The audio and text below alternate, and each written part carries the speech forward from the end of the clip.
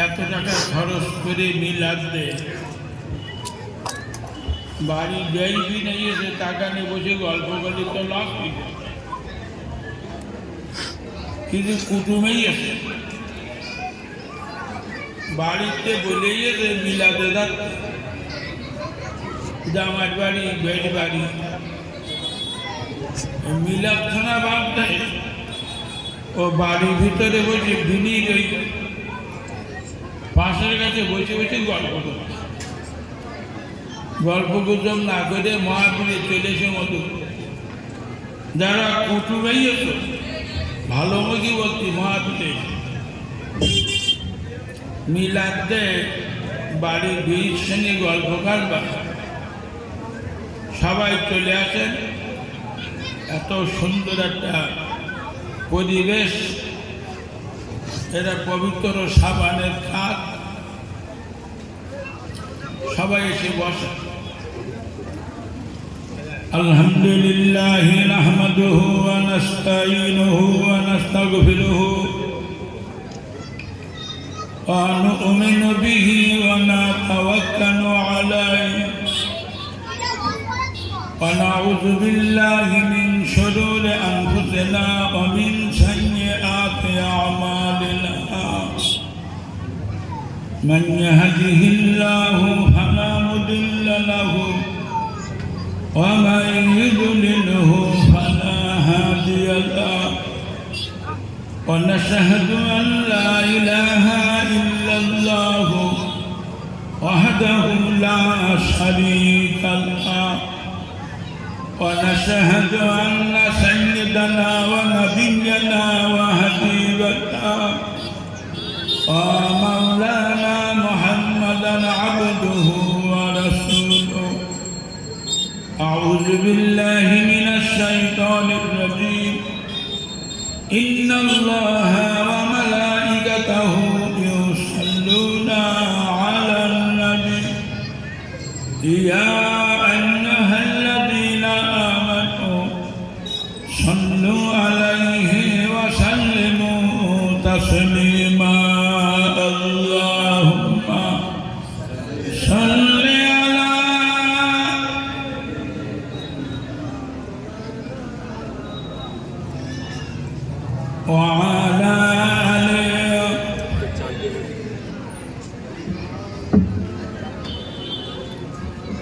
সবাই একটু মহাব্বতের সঙ্গে পড়েন বালাগাল উল্লাহ বিকামালিহি কাশাফাত দুজা বিজামালিহি হাসনাত জামিয়া খিসালিহি। मशरक़े हुब्बे मोहम्मद मतलए दीवाने का मतलए खुर्शीदे इश्क़ सीनाए सौदाने मा बलगल उला बिकमालिही कशफ़त दुजा बिजमालिही हसनत जमिया।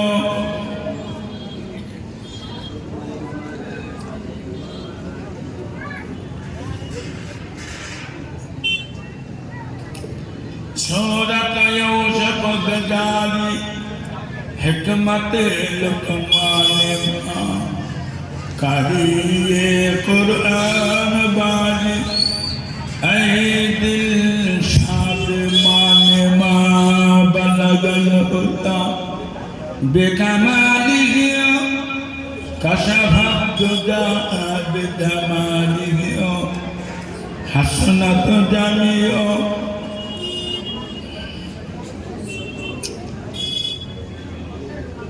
বলিয়েছেন তবে কিছু কিছু এদিকে বলা ইয়েসাসনি, আবার কিছু কিছু হুজুরা বলে বালাগালুলা বেকামালি কোনো কেতাবে নেই, কেতাবটার নাম গুলিস্তান, আমরা মাদ্রাসায় পড়েছি। লেখক হল জগৎ বরণ আলেম আল্লামা শেখ সাবি রহমাতুল্লাহ লেখা ওই কিতাবে লিখেছে এই বালাগালুলা বেকামালিহি পড়লি সে জায়গায় আল্লাহর খাস রহমত নাজিল হয়। একটু মন খুলে পড়েন বালাগালুলা বেকামালিহি কাশাফাত দুজা বেজামালিহি হাসনাত জামিউ খিসালিহি। জনাব সভাপতি, সম্মানীয় উলামায়ে কেরাম, হুফাজে কেরাম, হুজ্জাজে কেরাম, উপস্থিত ইমানদার ভাই বাবাজিরা, স্নেহের গতিরা, দোয়া করবেন আল্লাহ পাক যাতে দিনের পথিক বানান। পবিত্র শাবান চাঁদে পবিত্র মজলিস আল্লাহ পাক আমাদেরকে বসার সুযোগ দিয়েছেন। দরবারে ইলাহিতে শুকরিয়া আদায় করি, তো মহাব্বতের সঙ্গে বলি আলহামদুলিল্লাহ। তারই বাদে তারি হাবিব জগৎ শ্রেষ্ঠ নিয়ামত সাইয়্যিদানা নবী মুহাম্মদ রাসূলুল্লাহ মহাব্বতের সঙ্গে বলি সাল্লাল্লাহু আলাইহি ওয়াসাল্লাম। হুজুরের প্রতি হাজার হাজার দরুদ সালাম। এত সময় ধরে কিছু দিনের কথা শুনেছেন, আমার পরে আরো ওলামা হুজুরা আছেন, বিশেষ করে ফুরফুরা দরবার শরীফ থেকে পীর দাদা হুজুর কেবলা আসবেন, নসিহত করবেন। আমি আপনাদের একেবারেই নগণ্য খাদেম, কিছু সময়ের জন্য কিছু কথা বলার আশানে বসেছি, বাকি আল্লাহ তাআলার মোবারক। কোরআনে আল্লাহ একাধিক জায়গায় জানিয়েছেন কুল্লু নাফসিন যায়কাতুল মউত, প্রত্যেকের মৃত্যুর আশ্বাস গ্রহণ করছে। আমরা সব মরে যাব, বল ঠিক বলতে না বেঠিক বলতে? এদিন জান কবজ করতে আছে কোন ফেরেশতা? এদিন কেডা? হযরত আজরাইল আলাইহিস সালাম। প্রত্যেক দিন বলো মিলাদ, প্রত্যেক দিন 2-3টে করে মাছ। তো যেয়ে শুধু দেখছি দোকান আর দোকান, আর যুবক আর যুবকের হুড়ু। আমি 50 বছর ধরে মিলাদ করছি। আগে যখন মিলাদ করতাম তখন কারেন্ট জন্মায়নি, বল হেড কেমনে মিলাদ করেছি, হেড। তারপর হেসাকের মিলাদ করেছি, এখন সব কারেন্টের মিলাদ। এই কারেন্টের মিলাদের সব হয় কতটা আমি জানি, তবে গোনা হয় বেশি। কারণ যুবক যুবতীরা সব দোকানে হুড়ুহুড়ি পারবে। ইমাম সাহেবের ছেলে আর আমার মেয়ে দুজন দোকানে গেছে, একটা পাপড় কিনেছে, এক কাউন মেতে ও এক কাউন মেতে। তাই কতক্ষণ তাহলে সে তো ঘুরি। এইবার আমার মেয়ে ইমাম সাহেবের ছেলে মুরগি কাউন মেতে, ইমাম সাহেবের ছেলে আমার মেয়ে মুরগি কাউন মেতে। জমিয়ে গেছে ভালো, সাই থেকে ব্যবিচার করে বাড়ি যাচ্ছে। অনেক জায়গায় মিলাদে ব্যবিচার হয়, হয়তো এ জায়গার ছেলে মেয়েগুলো ফেরেস্তা মতো, এখানে ওটাও হয় না, তবে বহু জায়গায় হত্যা মতো মাল ধরা পড়ে গেছে। মেয়েদের বলবো পর্দায় বসে আমার ওয়াজ শোনো, তোমার কবরে রহমত নাযিল হবে। ছেলেদের বলছি, মেয়েদের পেছনে পেছনে তুমি যদি ঘোরো আর এই অবস্থায় তোমার যদি মরণ হয়, তোমার কবরে মিনিটই না, সেকেন্ডে সেকেন্ডে বাস করবে, কোনো সন্দেহ। মেয়েদের বলছি, পর্দার ভিতরে বসে আমার ওয়াজ শোনো, তোমার কবরে রহমত নাজেল হবে। আমার এই ওয়াজ কেউ যদি একবার হুড়ো মেরে কবরে রাখতে পারে, তার কবরে সেকেন্ডে সেকেন্ডে বাস করে। বসে যাও, তোমার লাভ হবে। হযরত আজরাইল এই গ্রাম না বল, সারা দুনিয়ায় ওর দায়িত্ব দিয়ে গেছে জান কবজ করা। আজরাইল আলাইহিস সালামের এই দায়িত্ব আল্লাহ দিয়ে। বাপ ছিল ভাই, দেখেছি বাপের, দেখেছি বাপের জল দেখেছি, বিরুদ্ধ হয়ে গেছে দেখেছি, বাপের বলো কবর দিছি। মা দেখেছি, মা জল ছিল, শেষে লাঠি নিয়ে হেঁটত, মারের কবর দিত। বাপের যত ভাই বোন সব কবর দেওয়া হয়েছে, মার যত ভাই বোন সব কবর দেওয়া হয়েছে। এখানে তো দাদা দাদির গল্প আছে না, সে তো অনেক আগে মরে গেল না। একটু বলবেন এবার, আমাদের পালা না, আমরা সব আমাদের সব ছেলে মেয়ে হয়েছে, সব মরে যাবে বলো। ছেলেদের মেয়েদের সব বাচ্চা কাচ্চা হয়ে সব মরে যাবে, একটাও বাঁচবে।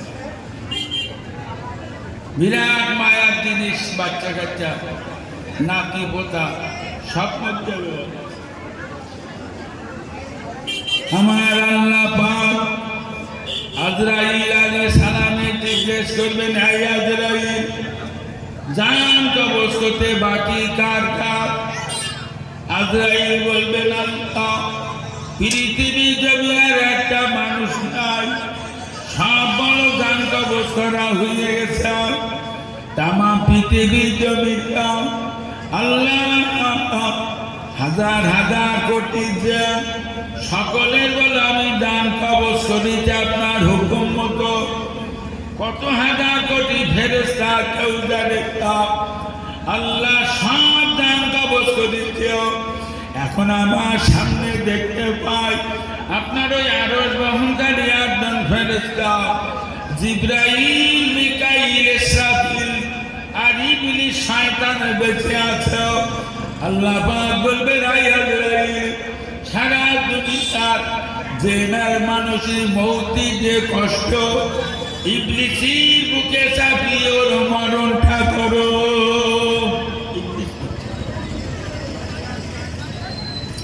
এরপরে আমার আল্লাহ পাক বলবেন, ফেরেশতা আজরাইল, আমার আরশ বহনকারী একজন ফেরেশতার জান কবজ করো। আজরাইল, এবার জিবরাইলের জানটা কবজ করো। সবচেয়ে বড় ফেরেশতা চারজন, জিবরাইল, মিকাইল, ইসরাফিল, আজরাইল। এরা চারজন কত বড় জানেন? একটা ফেরেশতার মাথায় 7টা সমুদ্রের পানি যদি ঢেলে দেওয়া হয়, পানি সব ফুরিয়ে যাবে, ওর দেহ ভিজে এক ফোঁটা পানি মাটিতে পড়বে না। কতটা লম্বা মোটা হবে বলে মনে হয়? আমার মাথায় এক বর্গা পানি ঢেলে দিলি, জামা কাপড় ভিজে, তবু কিছু পানি মাটিতে পড়ে। ও ছেলেরা, মেয়েরা, জিবরাইল বা মিকাইলের মাথায় যদি 7টা সমুদ্রের পানি ঢেলে দেওয়া হয়, না না না, সারা দুনিয়ার পানি ফুরিয়ে যাবে। মিকাইল দেহ দিতে এক ফোঁটা পানি মাটিতে পড়বে না।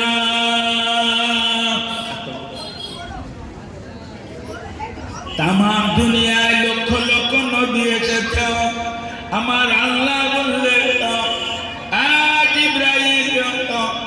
আল্লাহর পক্ষ থেকে খবরাখবরগুলো জিবরাইল নিয়ে গেছে নবীদের কাছে, নবীদের খবরগুলো আল্লাহর কাছে নিয়ে গেছে।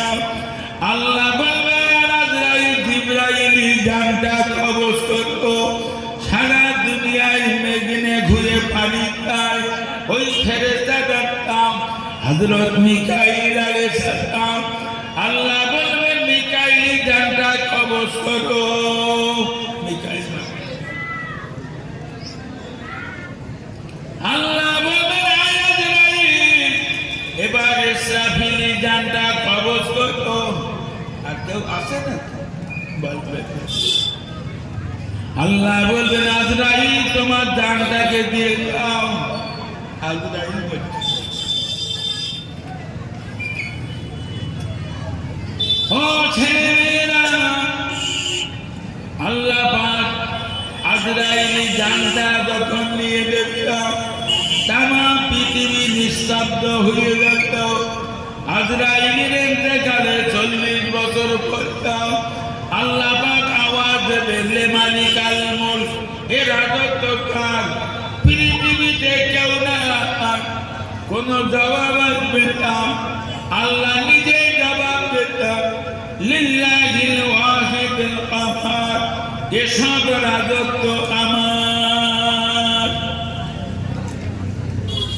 আজরাইলের ইন্তেকালে 40 বছর পরে আল্লাহ সর্বপ্রথম জিবরাইল ফেরেশতার জান ফিরিয়ে দেয়। যাও জিবরাইল প্রথমে দেখাও আমার নবীকে কবর থেকে উঠাও। হযরত জিবরাইল আলাইহিস সালাম রাসূলুল্লাহর মাথা চিনতে পারবে না, কারণ তামাম পৃথিবী জমিনটা জিবরাইল সমতল দেখবে। বড় বড় বড় বড় সাগর জিবরাইল খুঁজে পাবে না। ভারত কোনটা, চীন কোনটা, জাপান কোনটা, না না না, মক্কা মদিনা কোনটা চেনা যাবে না। জিবরাইল আল্লাহ বলবেন প্রথমে আমার নবীকে কবর থেকে উঠাও।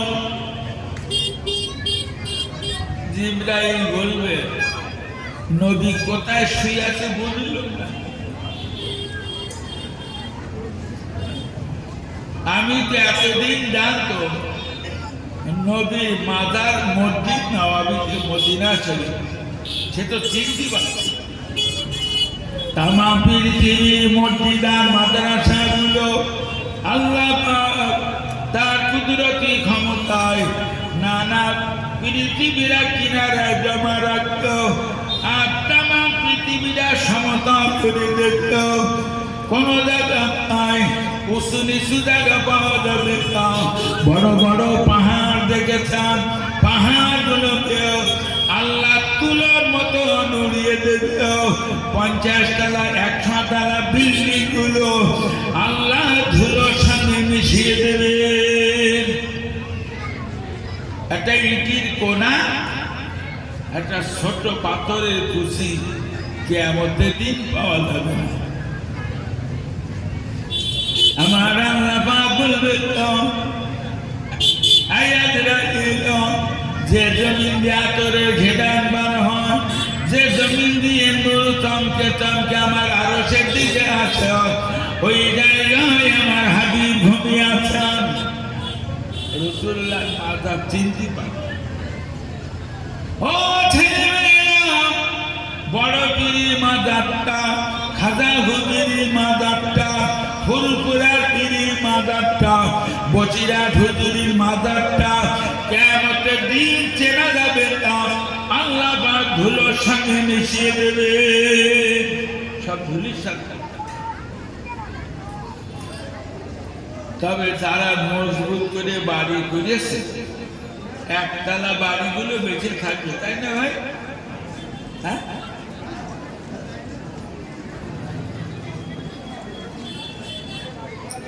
পাথর দিয়ে যে বাড়িগুলো সাজিয়েছে ওই বাড়িগুলো থাকবে, কিচ্ছু পাবে না। জিবরাইল নবীর মাজারে যে সালাম দেবে, আসসালাতু ওয়াসসালামু আলাইকা ইয়া রাসূলুল্লাহ ইয়া রাহমাতান للعالمين يا سيد المرسلين يا ختم النبيين عبد الله বেটা মোহাম্মদ আমিনা কলিজা তোমরা মোহাম্মদ কবর পড়ে উঠুন নবী কবর পড়ে বার হবে জিবরাইল hayran হয়ে ফিরে যাবে আল্লাহ আপনার নবীকে এই সব লকব দিয়ে ডেকেছে উঠে তাই আল্লাহ পাক বলবে নো জিবরাইল আমার হাবিব ওই লকবগুলো নেবে আমার হাবিবের মাজারে গিয়ে তুমি আওয়াজ দাও ইয়া শাফিয়াল মুজনাবিন জিবরাইল নবীর মাজারে দিয়ে আওয়াজ দেবে আসসালাতু সালামু আলাইকা ইয়া শাফিয়াল মুজনাবিন রাসূলুল্লাহ কবর খুলে বার হবে আল্লাহ পাক বলবে জিবরাইল আমার নবীর বাল্যবন্ত আমার নবীর যৌবনের বন্ত আমার নবীর হিজরতের বন্ত আমার নবীর জিহাদের বন্ত আমার নবীর সুখের বন্ত আমার নবীর কবরের বন্ধুকে কবর থেকে উঠায় আমার নবীর কিয়ামতের বন্ধু বানিয়ে দাও হযরত আবু বকরকে উঠাবে আর কোন নবী না এরপরে আল্লাহ ইসরাফিল আলাইহিস সালামের জান ফিরিয়ে দেবেন উনি আল্লাহর হুকুম মতো সিংহায় ফুঁক দেবেন তামাম নবীরা ওলিরা পীরিরা হাজি গাজী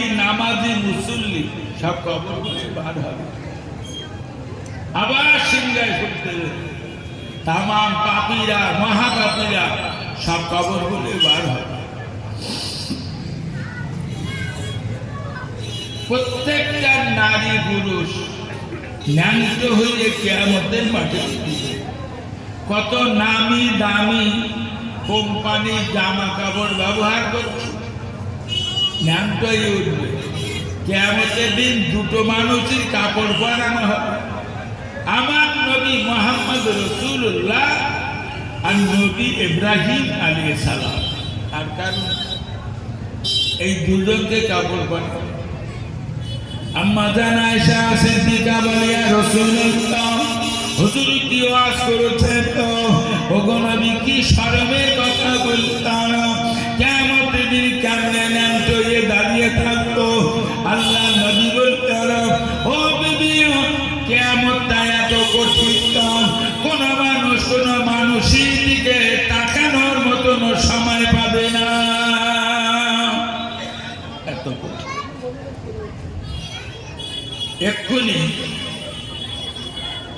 আমরা যে সূর্যটাকে দেখতে পাই বিজ্ঞান বলছে সূর্য আছে 15,000 কোটি কিলোমিটার কত যাবে এইখান থেকে মক্কা মাত্র 6,000 কিলোমিটার সূর্য আছে 15,000 কোটি কিলোমিটার নবী বলছে সূর্যের সাতটা 70,000 ফেরেশতা অনবরত পানি ঢালছে ও ছেলেরা মেয়েরা ভৌগোলিকরা ভূগোল বইতে লিখেছে পৃথিবী যদি 70 ভাগ পানি আর 30 ভাগ মাটিও আমরা যে জায়গাটায় বাস করি এটা হলো 30 ভাগ জায়গা আমাদের চতুর্দিকে পানি আছে 70 ভাগ এটা রানীহাটি এখানকার ম্যাপ আছে জানে ম্যাপ বোঝে আমেরিকা ম্যাপ পশ্চিমবঙ্গের ম্যাপ আছে ভারতবর্ষের ম্যাপ আছে পৃথিবীর ম্যাপ আছে শিক্ষিত লোকেরা এই ম্যাপ পড়ে দেখে বোঝে কোন দেশ কোন জায়গা পৃথিবীর ম্যাপটা দেখবে তামাম পৃথিবীটা পানির উপর 30 ভাগ একটুখানি একটা পৃথিবী আমরা বাস করি আমরা যে জায়গায় বাস করি এতে আবার কোটি কোটি গাছপালা সূর্যের তাপ বহন করে কোটি কোটি গাছপালা সূর্যের তাপ বহন করেও 70টা সাগরের পানি নদীর পানি নানা মুসলমান সূর্যের সামনে 70,000 ফেরেশতা পানি দেয়। তাই এই চৈত্র মাসে বেলা 1টার দিকে যায় রোদের তাপ, একতলা ছাদে বেলা 1টার সময় বসা যায় না, শোয়া যায়? বলতে পারে বসা যায় না? এত আল্লাহ নবী বলতেন কিয়ামতের দিন সূর্যটা হাজার হাজার মাইল দূরে থাকবে, 15,000 কোটি না 15 মাইল না। নবী বললেন মানুষের মাথা ছাড়া সূর্যটা 1 মাইল কাছে চালাতো, সূর্যের তাপে তারা পৃথিবী জমিনটা টকবক টকবক করে ফুটেও এ জমিন তামা হয়ে যাবে। ওই গরম তামার উপরে আমাদের সকলের থাকতে হবে।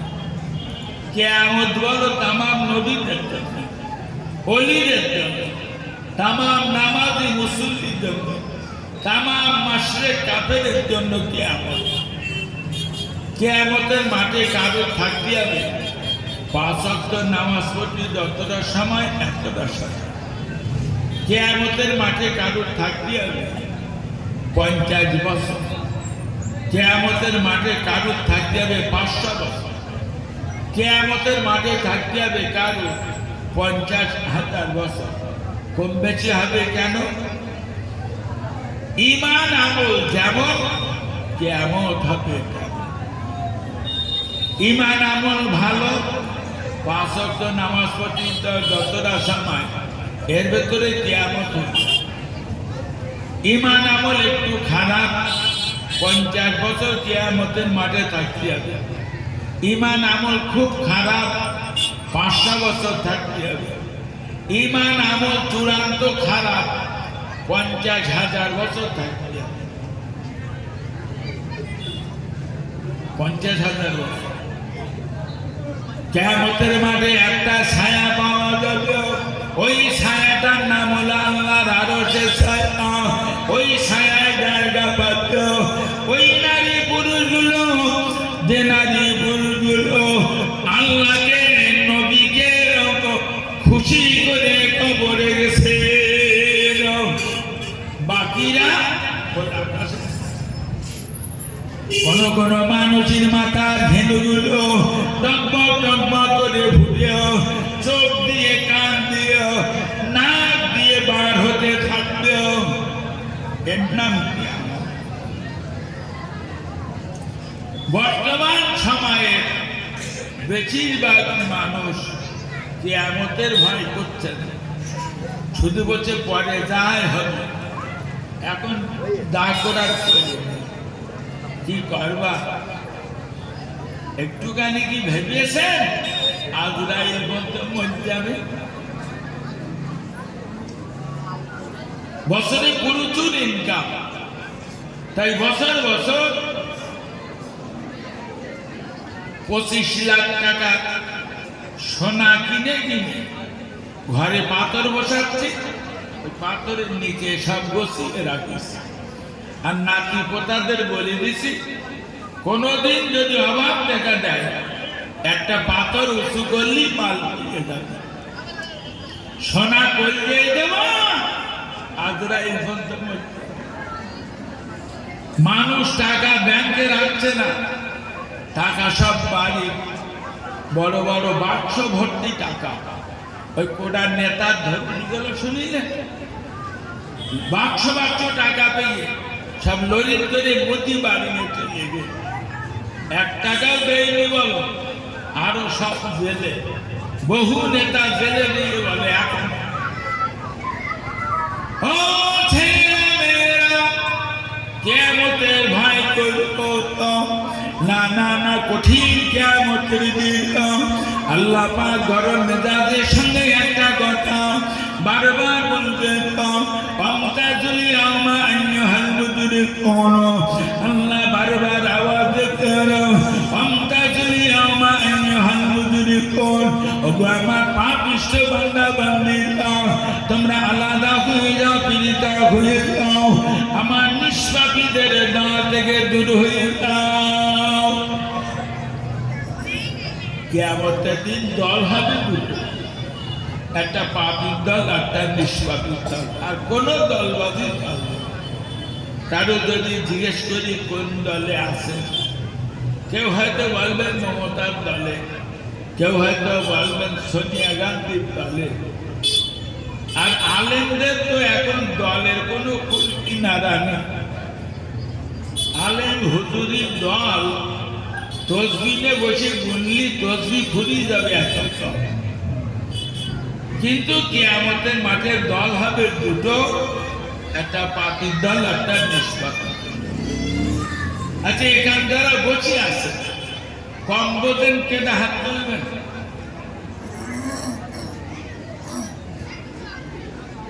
ছটা 10 টাকার নোট আর দুটো 5 টাকার কয়েন, 100 টাকা বলে মেনে নেবে একজন আছে ভাই? হ্যাঁ, বলছি এখানে একজন আছে? আমরা যেসব মেয়ে ছেলেদের সংসার করছি ওরা মানবে বলে মনে হয়? ওরা আগে 500 টাকা পাচ্ছ, এখন কত করতে দেখি? এরপরে আরো টাকা বাড়াবে বলতে টিপ দে 1000 টাকা গুণ এনেছে। ছোটা 10 টাকা নোট আর দুটো 5 টাকা কয়েন 100 টাকা হয় নাকি হুজুর? তাহলে সবাই বোঝে। কোনো হুজুরি জিজ্ঞেস করতে হবে, নিজের বেরেনে জিজ্ঞেস করে আমি কোন দলের লোক। হুজুরা কি জানে? হুজুরা জানে খালি কোরআন হাদিস, হুজুরা জানে খালি দলদসিয়াত। আমি এই পর্যন্ত 5 লক্ষ কালেমা পড়ে রেখেছি, 5 লক্ষ তাওবা পড়ে রেখেছি। এ খবর কোনো হুজুর দেন না বল। আমি এই পর্যন্ত কয়েকশো লোকের গোষ্ঠীতে ব্যভিচার করেছি, কোনো হুজুর বলতে পারবে না। আমি কত পেটি মদ খেয়েছি এটা কোনো হুজুর দাম না, শুধু আমি জানি। বেরেনে জিজ্ঞেস করো আমি কোন দলের লোক। দল হবে দুটো, একটা পাপীর দল, একটা নিষ্পাপী। ও ছেলেরা, ওই সময় আমার আল্লাহ পাক বলবেন না না না, আমার বান্দা বান্দীরা এক পা উঠাবে না, আমার 5টা প্রশ্নের জবাব না দেও। 1 নম্বর প্রশ্ন করে দাও, প্রত্যেকটা মানুষের হায়াতের জিন্দেগির ইতিহাসটা বলো। কোন মানুষ 80 বছর হায়াত পায়, কোন মানুষ 40 বছর হায়াত পায়, কোন মানুষ 70 বছর হায়াত পায়, কোন মানুষ 30 বছর হায়াত পায়।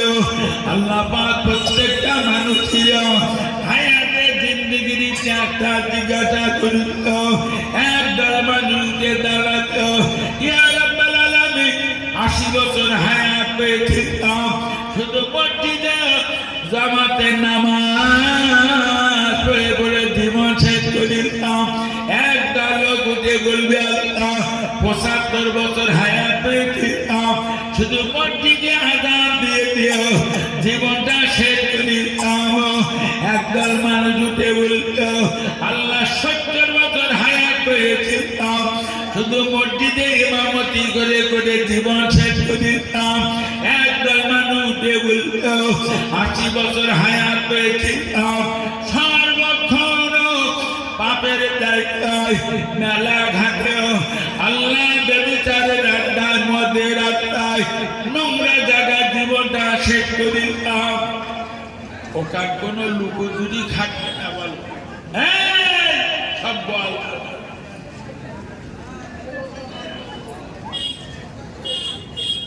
মহান আল্লাহ 2 নম্বর প্রশ্ন করবে, তো বান্দা জবাব দাও আমি তোমার যৌবন বয়স দিলাম, যৌবন বয়সটা কি হারাতে কাটিয়েছ? 25-30 বছর বয়সটাকে আমরা যৌবন বয়স বলি। এই যৌবন বয়সের হিসেব দিতে হবে প্রত্যেকে। আমরা যেটা দেখতে পাই, কারো যৌবন কাটে মাদ্রাসায়, কারো যৌবন কাটে মিলাদ মাহফিলে, কারো যৌবন কাটে মসজিদে, যৌবন কাটে রোজা করল, কারো যৌবন কাটে তো কোরআন তেলাওয়াত, কারো যৌবন কাটে তো তাসের আড্ডায়, কারো যৌবন কাটে লুডু খেলত, কারো যৌবন কাটে ক্যারাম বোর্ড খেলত, কারো যৌবন কাটে লোকের যুবতী বোর্ড কাছে ফোন করে করে যৌবন শেষ হয়ে গেছে।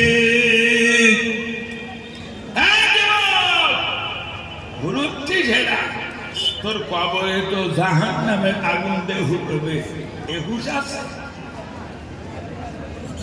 যৌবন বয়সে প্রত্যেকের যার সেই তৈরি হয়। মহান আল্লাহ 3 নম্বর প্রশ্ন করিত, বান্দা জবাব দাও, জীবনে রোজগার করেছিল, কিভাবে রোজগার করেছো, রোজগারের টাকার হিসাব দাও। আমরা যেটা দেখতে পাই, কোন মানুষ জন কেটে রোজগার করত, কোন মানুষ ভ্যান চালিয়ে রোজগার করত, কোন মানুষ চাষবাস করে রোজগার করত, কোন মানুষ ব্যবসা করে রোজগার করত, কোন মানুষ চাকরি করে রোজগার করত, কোন মানুষ রাস্তায় ছিনতাই করে রোজগার করত। রোজগারের টাকার হয়তো আপনি ভেবেছেন আমি কামাই ধরেছি, তুই কি কামাই ধরেছি? টাকা দিতে প্রত্যেকটা মানুষের কাছে আনতাম। 4 নম্বর প্রশ্ন করবে, বান্দা বান্দি জবাব দাও, টাকা কোন পথে কত খরচ করেছ?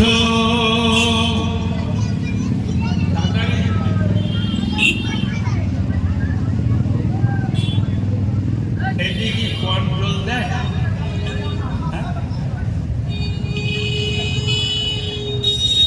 কন্ট্রোলে সাহায্যটা দেয় না, পয়সা দেয়।